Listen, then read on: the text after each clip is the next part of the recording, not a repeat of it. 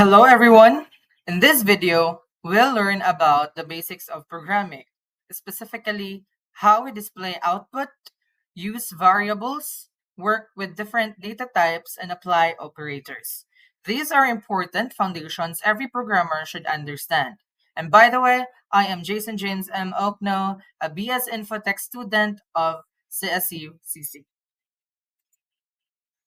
So what is output or display in programming? Output or display in programming refers to the information that a program shows to the user after processing input or performing a task. It is how the program communicates results, message, or feedback. The output can be shown on a screen, like text, numbers, or graphics, printed on paper, or even sent to another file or system. In most beginner programs, output is displayed using simple commands like print in Python or system out print next line in Java. Output helps users understand what the program is doing and whether it's working correctly. So display or output means showing a message or result to the user. In Python, again, we use this print, then parentheses, and also in Java, we use system out, print in to show output in the screen. Pag nag-code po kayo, ang gagamitin po natin na commands or ang operate or ang output po natin na gagamitin or yung commands is sa Python po yung print tsaka naka-parentheses and then lagay niyo po yun kung ano yung gusto niyo i-print.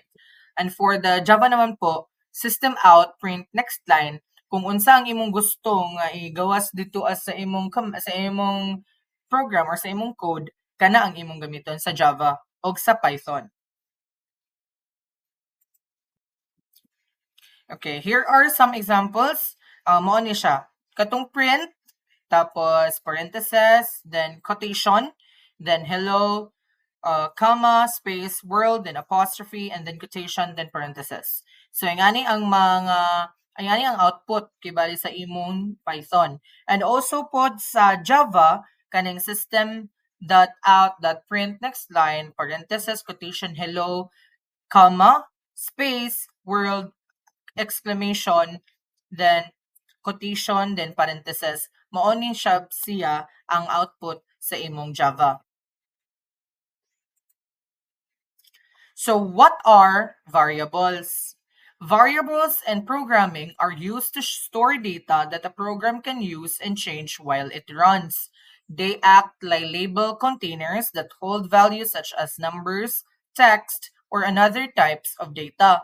Each variable has a name, so you can refer to it, and a value the data it holds. For example, in Python, you can write age was 20, which means the variable named age stores the value of 20.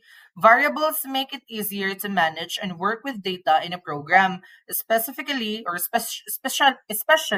when the values need to change or be reused. No, ang variables kay mura ra gyud na siya container gani, no? Nana sila diha gi-store or diha gipundo ang mga information like numbers or text, no? Like for example, kaning sa 20, but kaning age tang kanihag 20, di ba? Pwede po og name equals ngalan dayon sa tao. O name na equals Jason, Chucho, Ana.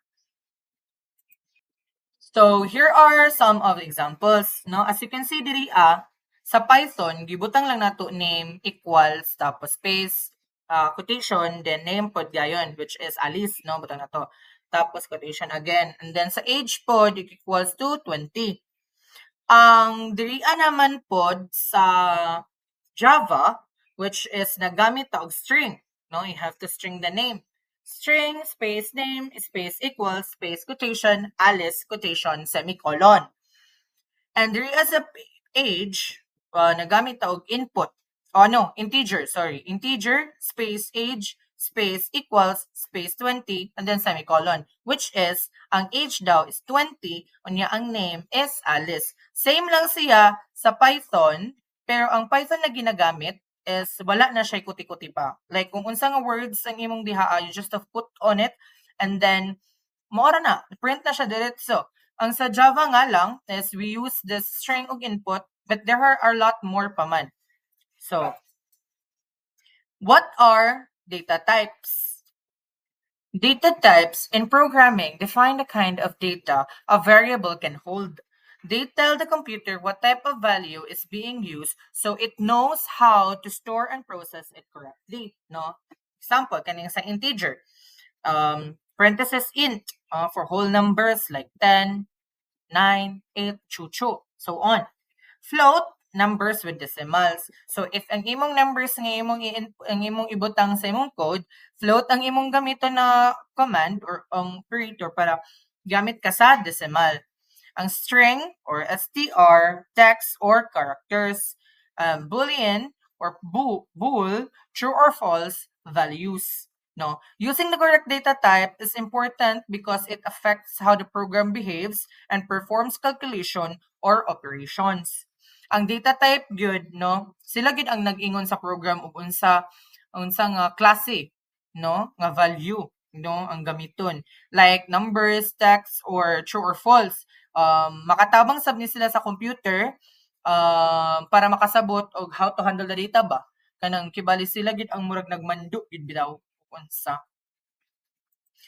So example kani, 'di ba? Sa Python kaning integer kaning hashtag int, 'di ba? Age is 25 is whole number. Float 3.14, decimal, string John which is text or character, and then bool true or false na dayon. Same lang pud sab siya sa Java. Same lang pud siya sa Java, which is na ay integer gihapon, pero ang float lang sa ang sa decimal lang gamiton nga number sa Python kay float man. Ang sa Java double. Same lang ang text nga gamiton which is string pod, and then boolean gihapon sa true or false. So what are operators? Operators in programming are symbols or words used to perform operations on values or variables. They are essential for calculations, comparisons, and logical decisions in a program. No, arithmetic operators used for basic math operations. Like example, plus for addition, minus for subtraction, asterisk for multiplication, and slash for division. Comparison operators used to compare values, no? Double equal, kaning double equal mo sa equal to. Ang kaning exclamation niya equal mo ni not equal to. Ang kaning kuan greater than, less than, mao ra man. Logical operators used to combine conditions like and or not in Python. Yan siya. Operators help control the logic and flow of a program, allowing it to make decisions and perform tasks based on data. So here are some examples of arithmetic operators. X is equals to 10 and y is equals to 3. So print, parenthesis, x plus y, o close parenthesis, ang mugawas ana is 13. It's because plus ang atong gigamit. So we have to plus 10 plus 3. So yan na lang na siya. And also po diri apod sa Java, integer x equals to 10, comma, y equals to 3, semicolon, system out print, next line, x plus y equals to 13, di ba? Also here, examples of comparison operators, kaning less than or greater than, mana siya. Also, practice problem. A equals to 10, B equals to 5, result equals A plus B. Then print parenthesis, quotation, result, colon, then quotation, then comma, unsay result sa A o B, imo tatak dihaa. So 15 rather, 15 ang mugawas dinaa sa imong program. And also we have another practice problem for Java.